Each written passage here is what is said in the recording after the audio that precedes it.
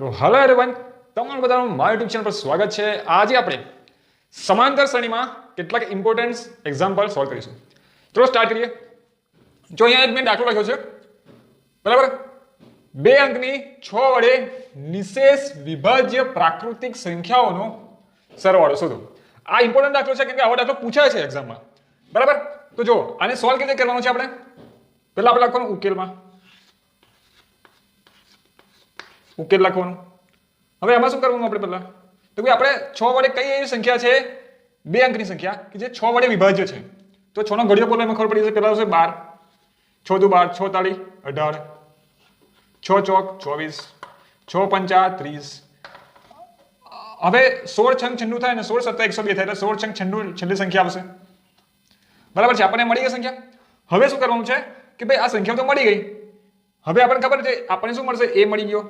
શું મળ્યો? 12 મળ્યો, બરાબર. ડી શું મળશે? એનો તફાવત લઈએ આપણે. 18 માંથી 12 કરીએ તો 6 મળે. ને એલ છેલ્લી સંખ્યા 96 છે. હવે આપણે શોધવાનું શું છે? કુલ સરવાળો, બરાબર. હવે સરવાળો શોધવાનો છે તો પહેલા આપણને કેટલા પદો છે તો શોધવું પડશે ને. n શોધવું પડશે. આપણી પાસે n છે નહીં. હવે n ને શોધવા માટે આપણે શું કરીશું? tn વાળો સૂત્ર યુઝ કરીશું. tn બરાબર a વત્તા n - 1 ઇન્ટુ d. આપણી પાસે tn 96 લેવાના છે આપણે, બરાબર. એ શું છે આપણી પાસે? 12 વત્તા n માઇનસ ઇન્ટુ 6. 96 બરાબર 12 વત્તા કૌંસમાં n - 1 ગુણ્યા 6. તો આનું સાદુરૂપ આપીએ તો આપણે n બરાબર 15 મળશે, બરાબર. આ આપણને મળી જશે. તો આપણી પાસે આવું એક સૂત્ર આપણને ખબર છે, Sn બરાબર n ના છેદમાં 2 કૌંસમાં a વત્તા l. આવું સૂત્ર આપણને ખબર છે. તો આપણે અહીંયા કરવાનું છે કે 15 કુલ સંખ્યા છે. હવે 15 ના છેદમાં 2 એ આપણને ખબર છે 12, છેલ્લી સંખ્યા 96.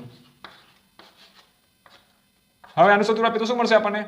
તો કે ભાઈ 15 ના છેદમાં 2, આ બંનેનો સરવાળો 108 અને ભાગીએ તો મળશે આપણને 15 ગુણ્યા 54 અને એનો ગુણાકાર થશે 810.